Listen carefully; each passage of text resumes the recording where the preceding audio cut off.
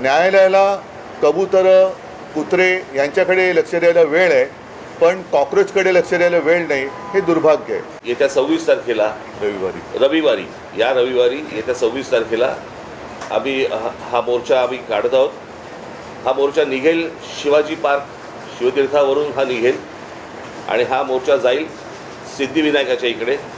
तिथे जाऊन आम्ही देवाला साकडं घालणार आहोत की या सरकारला सुबुद्धी देव, आणि याच्यासाठी म्हणून तिकडे आम्ही त्याची सांगता करणार आहोत आणि हा आत्ताचा आमचा कार्यक्रम आहे. मी कालच दिल्लीला जाऊन आलो, माझ्या आधी अमित पण जाऊन आला. आपल्या माध्यमातून ही दृश्य संपूर्ण जग पाहत आहे.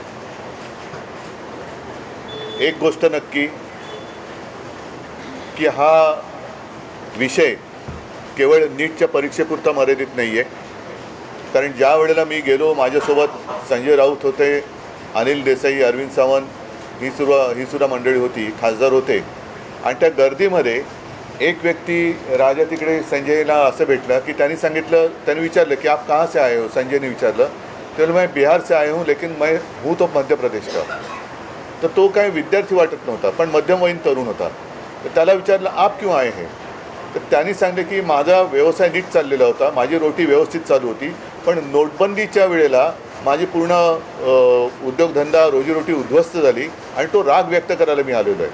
म्हणजे हे काही एक निमित्त झाले असं म्हणा पाहिजे तर, परंतु हा गेल्या काही वर्षातला राग हा आता उफाळून वरती आलेला आहे. दुर्दैवाने आज मी वृत्तपत्रात वाचलं आणि कालच आपल्या माध्यमातून मी बघितलं की न्यायमूर्तींना किंवा न्यायालयाला या प्रकरणाकडे लक्ष द्यायला वेळ नाही असं ते म्हणाले. आता विषय असा झालेला आहे की दिल्लीमध्ये मलासुद्धा तिथल्या काही मुली भेटल्या आणि त्या संतप्त होत्या. त्या सांगत होत्या की आमचे कपडे फाडले गेले, वाटेल तसं मारलं गेलं, काही ठिकाणी तर लाठ्या काठ्यांना खिळे लावून, गजलेले खिळे लावून मारलं गेलं, डोकी फोडली गेली. आणि काल एक व्यक्ती, जी महिला म्हणजे मुलगी जी अत्यवस्थ होती, मला कल्पना नाही, आता तिचं येता वाचलं की आता आहे की नाही मला माहिती नाही आहे.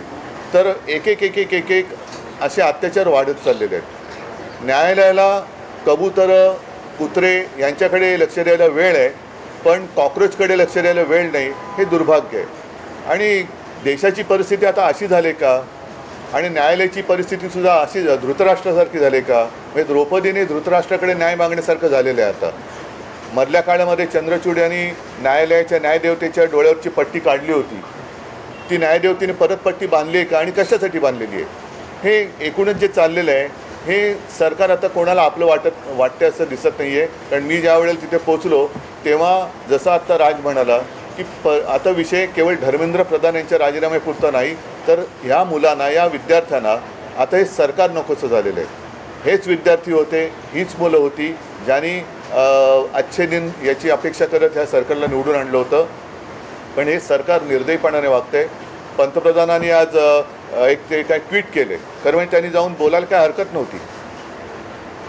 म्हणजे याच्यामध्ये कमीपणा बाळगण्याचं काही कारण नाही आहे. आपली मुलं आहे, आपली जनता आहे, यांच्याबरोबर चर्चा करायला कमीपणा वाटण्याची गरज नाही आहे.